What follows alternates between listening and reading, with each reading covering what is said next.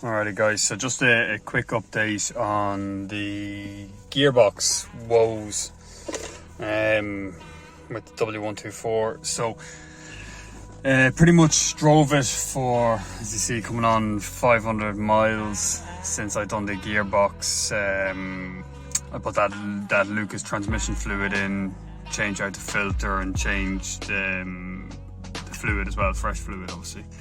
And I didn't drain the radiator line now. I know people might think that's crazy, but all I did was the torque converter and the gearbox itself. Dropped the pan and put a new gasket on and did the filter. I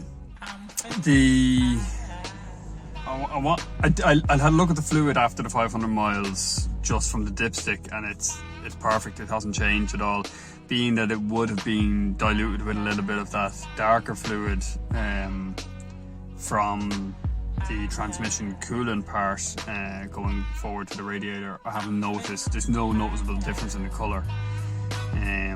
So I think it's a case of there's an inherent issue there, but it's not something that is overly pressing in the coming few thousand miles, if you know what I mean. And our holiday will probably be about 2,000 miles maybe of driving, if less possibly.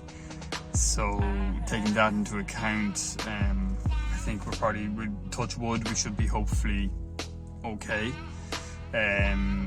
Things that I noticed with it, even with the Lucas transmission piece in the gearbox one, it changes from second to third quite hard sometimes. Now I haven't adjusted the actuator or the boost module, that's vacuum module on the side of the gearbox for the changes, but it does change from second to third quite hard at times.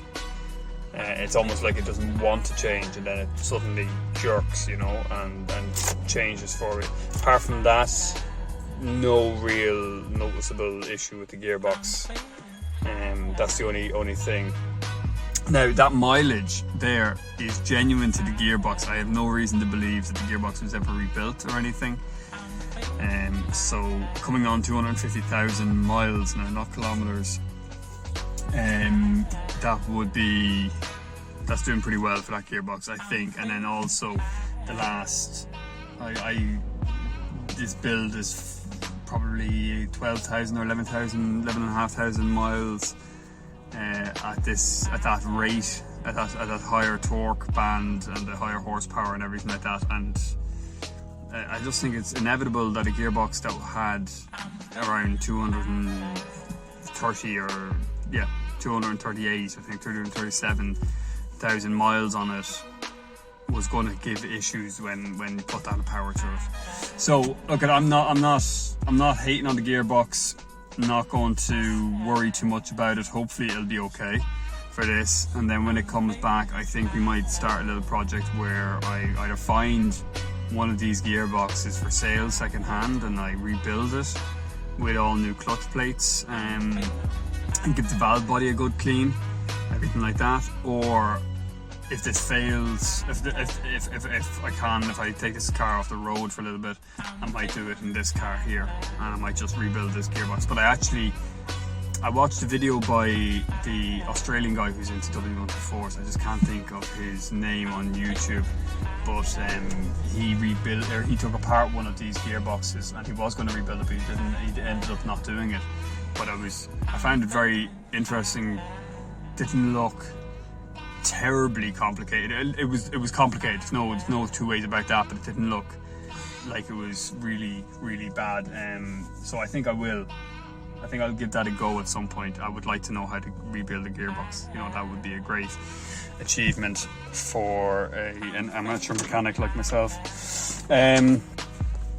Yeah, so this is a nice little shot from inside the car that I don't normally do because I don't normally be out.